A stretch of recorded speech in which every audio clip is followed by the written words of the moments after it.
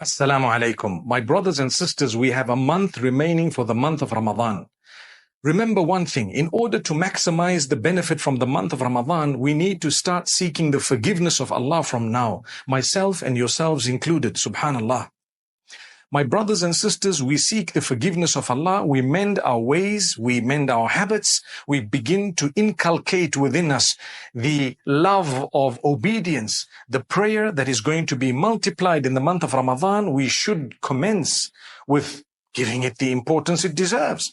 Also, the fasting. We should try and observe fasts during this particular month, following the sunnah of the Prophet Muhammad, peace be upon him. So to fast on a Monday and a Thursday, and to fast the 13th, 14th, and 15th days of the lunar calendar, something that is sunnah. You earn a great reward for that.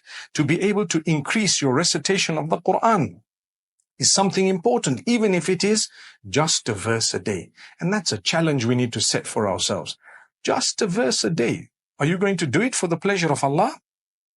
In the run-up to the month of mercy, start getting prepared for that beautiful month of mercy. In the run-up to the month of the Quran, start getting prepared with your relationship with the Quran. In the month of prayer that is coming up, the run-up to it, we should also make sure we give the compulsory prayers the due that is owed. May Allah Almighty grant us all goodness and make us from among those who witness the beautiful month of Ramadan already forgiven, because some of us may not even witness the month.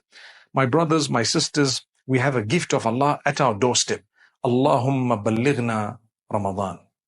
Oh Allah, grant us the acceptance to witness in the most beautiful way the month of Ramadan. Ameen.